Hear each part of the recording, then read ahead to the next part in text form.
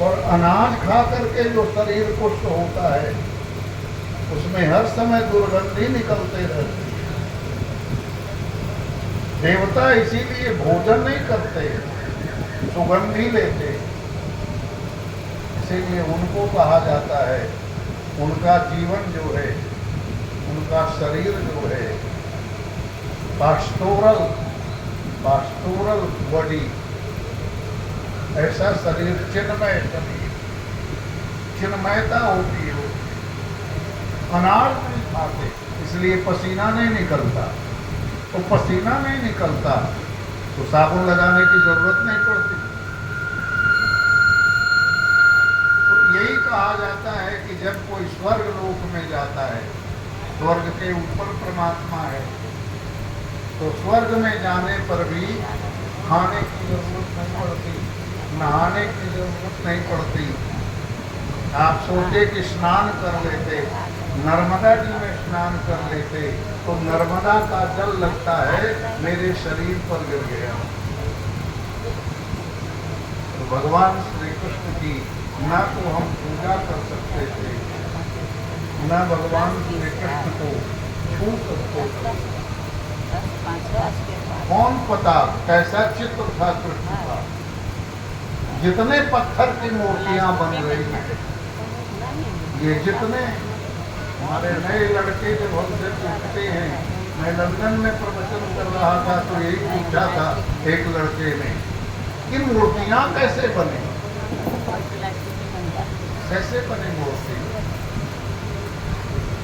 ठाकुर कभी बैठ करके फोटो खिंचवाया होगा, और उस समय ये जो हम कैमरा आजकल देख रहे हैं उस समय रहा होगा, कैसे बना होगा। हमारे शास्त्र कहते हैं कि जब कोई ध्यान में बैठता था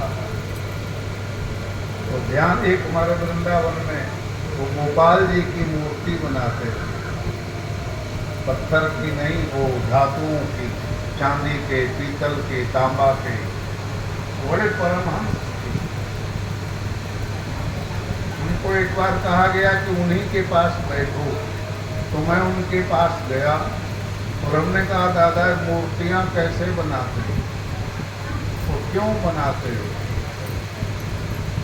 वो बोले मुझे पता नहीं चलता कि मैं क्यों बनाता हूँ और कैसे बन जाती है, और जब बन जाती हैं तो मूर्तियों को पकड़ के मैं रोता हूँ कि मैंने तो बना दिया, तुम्हारे लायक बना न बना तू जानो। तो मूर्तियां हृदय में आती है, आपके मस्तिष्क में आती है, आपके विचार में आती है।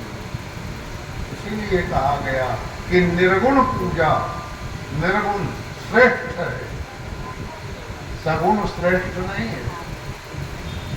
आजकल तरह तरह के गाने गाते हैं ना कि तेरा किसने किया श्रृंगार सांवरे, अरे तुमने किया और कौन किसने किया बताओ।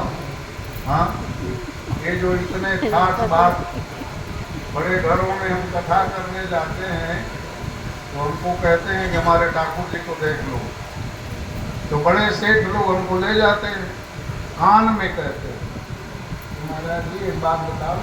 हाँ बताओ।